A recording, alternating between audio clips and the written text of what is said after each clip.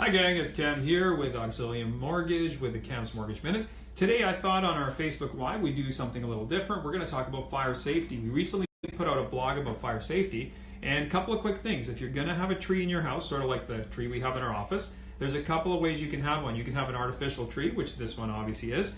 Obviously on this nice little tree you've got these fancy little lights. You want to make sure that they're CSA approved, the tree as well as CSA approved, so it's fire retardant, that those lights don't have a tendency to heat up.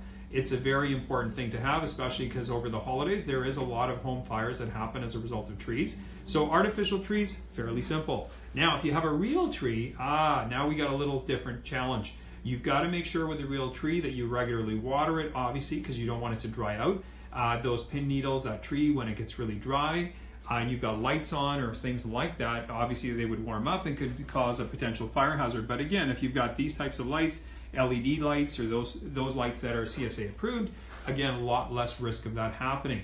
Now, there are some people, believe it or not, I've heard, that actually still put candles in their tree. Wow, brave people. I would not definitely encourage you to do that, but if you're brave enough, I guess, I don't know, maybe just sit there, sit by the fire, watch it the whole time. So that's a very important thing with fire safety. Also, when putting lights around your house, make sure, once again, they're CSA approved and that they are proper lights that you can have. One of the things that people sometimes confuse is indoor versus outdoor, so make sure you've checked the label, you've got the right lights out there. You don't want anything, causing you a fire, because obviously over the holidays that would be quite stressful and distressing. The other thing is, if you have a fire as a result of your negligence, it could certainly obviously have an impact on your insurance.